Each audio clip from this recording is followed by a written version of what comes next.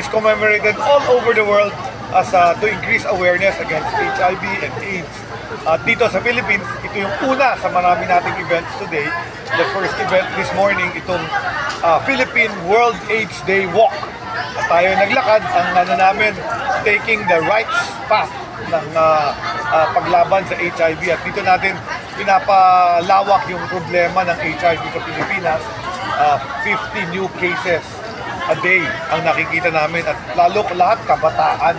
So natutuwa ako, nag-imbita kami ng iba't ibang lokal na pamahalaan, national agencies, mga LGUs, mga NGO, civil society, mga patients groups, mga faith-based organizations. Sumama sila lahat kahit umuulan. Tapos naglakad din sila kahit umuulan. Kaya tuwan-tuwa ako kung ganyan ang responde ng ating mamamayan o lipunan, ay confident ako na with the leadership ng DOH, ng Philippine National AIDS Council, masusugpo natin itong mabilis na pagtaas ng HIV cases sa ating kabataan. You mentioned, Secretary, that yung 50 plus a day, and andun pa rin po yung problema of stigma, discrimination. Paano po natin ma-address yun in particular with the help of stakeholders and kayo po sa... Correct. Yung stigma, kadalasan kulang lang sa kaalaman at dyan ko kailangan ng tulong ninyo. Ang HIV hindi na bagong sakit. Matagal nang na-discover yan, 1983. May gamot na po dyan, yung antiretrovirals, na pag iniinom mo, hindi ka na mabubuhay ka ng normal form. So, yung takot natin before, kagaya ng COVID, lahat, basta may umubo lang, layuan na lahat, di ba? Dati, pag may HIV ka, layuan na sa'yo. Today, alam natin na kung paano mahawa sa HIV, yung risky behavior. Alam din natin na pagka ikaw ay nagpa-test, madidetect natin siya at mabibigyan ka namin ng gamot. Binabayaran po ng DOH at PhilHealth ang gamot. So lahat ng mga Filipinos na people living with HIV, almost 180,000 yan, pinusuplayan po natin ng libreng gamot sa ating treatment hub. At pangalawa, binabantayan pa namin na yung viral load nila hindi tumataas. So importante yung testing, treatment, at yung pag-monitor sa kanilang sakit. At alam nyo naman yan, pag nabasa nyo yung mga istorya ng mga celebrity sa ibang bansa, sports or artista na may HIV, nabubuhay sila ng normal kahit na basta meron silang treatment. So, yan ang pinaka-importanting pag-alis ng stigma. Ang HIV po ay nagagamot. Pero kailangan matest ka. Kailangan malaman namin na positive ka. So, pag nagpa-test ka, kaya ka namin gamot. So it will start with testing. Testing talaga ang umpisa niyan at mababa pa ho ang testing rate natin, nasa 66%. Ang kadamihan kasi denial. Kasi wala ka nararamdaman sa HIV eh. Malaraman mo lang 2-3 years later, tatamaan ka ng TB, tatamaan ka ng mga weird na sakit. Saka pa lang madidiscover ka sa ospital. Matandaming sakit nito, tapos papatest nila sa AIDS. Dapat, umpisa pa lang, nagkaroon ka ng contact. Pati yung mga contact na didiscover ko ngayon, may mga anonymous sex na nangyayari. So, very important na maging tayong responsible sa ating mga behavior. Lalo na yung ating key populations, gusto natin mag-behave talaga sila less risky. Yan, ang next na ipapakalat ko yung prophylaxis, yung post-prophylaxis, PrEP, yung tinatawag na PrEP prophylaxis treatment. Kung ikaw ay nagkaroon ng encounter na might have some risk, pwede kang ma-protect. May gamot na rin para doon, para prophylaxis. So pwede rin natin i-promote. Pero pinaka-importante na tama, sinabi mo, testing at saka walang denial. So kung ikaw ay may risky behavior, very important magpa-test at magpa-test regularly. Na-discover ko nun, meron na rin tayong mga workers, sex workers na lalaki sa mga spa. Nalala niyo yung monkeypox, na-discover ko yun, na meron palang ganon. Dapat nagpapatest din regularly yun. Yung mga babae nagpapatest regularly eh. So yung mga lalaki ng mga guest relations sa ating mga spa, dapat matest din sila. So testing talaga. Kung may mensahe ako out there, magpa-test. Lahat ng dapat magpa-test, magpa-test. Secretary mentioned about 50 cases a day. Is this before the second quarter of this year? Yes, oo. Parang alarming na po ba ito, Secretary?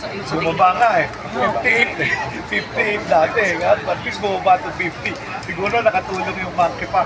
Kasi nung ano tayo ng monkeypox, pinaalalahanan natin. Ang isang iwa-warn ko pa pala, ni-report sa akin, tumataas yung ating sexually transmitted diseases. Syphilis, gonorrhea, hindi lang HIV. So again, risky behavior. So hindi pwedeng prep lang.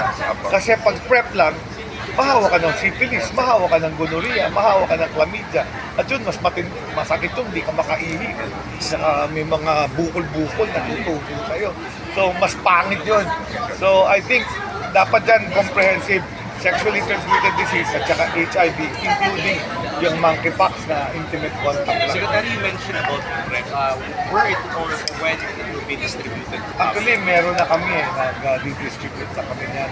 Bibigyan kami ng international development partners and it's now available. In fact, yung PEPFAR, yung US program, presidential program para sa paglaban sa AIDS worldwide, nag-set up na rin ang office dito at CDC and they're helping.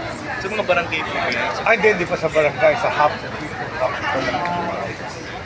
Sir, regarding lang po sa mga yung mental health ng mga PLHIV po. Siyempre yan ang umpisa, no? The moment you get a positive result, it starts not with treatment, it starts with counseling. So, importante yung stigma, di ba? So, it starts with counseling at siyempre, pag during treatment, siyempre, continuous yung counseling sa kanila. Meron naman kaming app para dyan, yung Lusog Isip app. It's an online app na tinutulungan din kami with our international partners. So for mental health ng ating kabataan. So very important yun. And then yung ginawa natin today, sports, walking. Yan, importante sa mental health yan. Keep your body and mind healthy. Kailangan din active ka.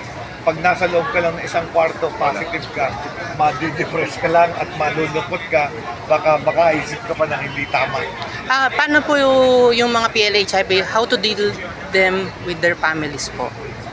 Yan ang next na tina-target ko, no? Especially ang problem ko kasi marami kabataan at mukhang hindi nila ma-deal ang family. So, napag-usapan na namin yung problema na yan sa Philippine National AIDS Council at naatasan ko yung DepEd. Yung DepEd kasi nakalagay sa batas ng AIDS law na dapat meron din silang parent-teacher program. So dahil napakita namin sa kanya yon, akala nila doon lang sila sa estudyante. Pero ngayon gumagawa na sila ng curriculum para ma-inform din ang mga parents. Kasi kung minsan ang walang alam yung parents. Yung magulang pa yung walang alam. So yung mga bata natuturuan ng age-appropriate sex education kasi may curriculum. Pero yung parents nakakaligtaan. So, tinututukan ko rin yan at yan isa sa mga bago naming programa sa Philippine National AIDS Council. Regarding naman po dun sa how to deal po sa spiritual po. Ayan, happy na rin ako. This morning, nakita ko yung mga faith-based organization. Tama ang sabi niya. Mind, di ba? Mental health, body, exercise, and spirit. Yan ang true health and wellness. So, kung gusto mo talagang well ka, kahit person living with HIV ka, kailangan covered lahat yan. Ano po ang magiging future po ng mga PLHIV po natin sa ngayon? No, ang expectation po lahat ng PHIV makuha natin for treatment at mabigay natin yung antiretroviral sila. Number 2, mabababa natin yung kanilang mga viral loads at mabuhay sila ng normal life with low viral load. Sir, may question pa po ko isa. Bakit po pabataan ng pabata ang mga nagkakaroon ng HIV? Alam mo kung alam ko sagot dyan, mahihinto ko yan. Pero hindi ko alam eh. Ang teorya namin, siguro ito yung mga kabataan na never na-expose dun sa horrors ng AIDS. Kasi yung mga generation namin, ako naging akong doktor nung na-discover ang AIDS virus or HIV na sakit. Pero itong mga kabataan ngayon, never na-expose dun sa epidemya na yun. Yung madaming namamatay, madaming humihina dahil sa AIDS. So, siguro yung generation na kailangan pag-tingin yung pag-inform sa kanila. And with your help, patutulungan natin ma-inform yung mga kabataan on the risky behavior na nakakakuha ng HIV. Mensahe na lang po para sa mga kababayan po natin na magpa-test at matuto regarding sa HIV po. So, yan ang, Ngayon pong World AIDS Day. Today is World AIDS Day at nandito kami ngayon sa Ortigas Center at gaganapin namin ang Philippine World AIDS Day Walk. Inuulan na nga kami pero nandito pa rin ang karamihan ng mga tao. Para i-remind kayo na gusto kailangan magpa-test kayo. Meron na rin tayong mga self-test kits at para doon sa mga kailangan ng gamot, meron din tayo available sa ating treatment hubs ng antiretrovirals at magpa-test din tayo para malaman kung mababa na ang viral load. Lawrence Olieres, and I'm a person living with HIV for 11 years and 9 years undetectable. Sir, pakikitali, kamusta yung experience ng merong isang na may HIV? Correct. Gusto po natin intimate itong mga araw nito. A person living with HIV joining World AIDS Day, this AIDS Walk is a powerful movement for other people living with HIV because what they care for is what they care for us. So having this kind of, joining this kind of walk really helps and really empowers people to focus more on ending AIDS by 2030. And at the same time, this is a great moment for people living with HIV to voice out who they are and release their confidence joining in the fray. Ano na lang pong mensahe niyo sa mga kapwa niyo pong PLHIV? My message to my fellow people living with HIV is that Sama na po lahat para sa ating HIV is not an sentence anymore. It is a very manageable virus that you equals you research is all about. Because once we become undetectable, we become healthier and we become more powerful to have that kind of freedom to live our fullest life. And hindi ka nag-iisa. You have a community that supports you, that guide you, that help you. And ako, kasama ka doon. Sir, you mentioned a while ago na for 9 years na kayong undetectable. Pero sir, yung before nun, kumusta yung experience na habang nasa time kayo na challenge due na may HIV? During the time that I was diagnosed with HIV, I faced stigma, I faced discrimination. It's because the people surround us are uneducated about HIV and AIDS. But right now, this 2024, everyone is very educated or more powerful about it. You just have to keep on focusing on loving yourself first and more leaning towards on the education and trust the process of science with regards to you equals you. Sir, regarding to acceptance, paano nyo agad natanggap yung ganung bagay? And to hear the closing Living with HIV is really hard. Accepting it, it really takes proper guidance. Hindi madali sa umpisa. Pero along the way, as long as you help yourself on continuing on educating at the same time taking your antiretroviral medications, you can live the life to the fullest because our meds can extend our life in the most powerful way.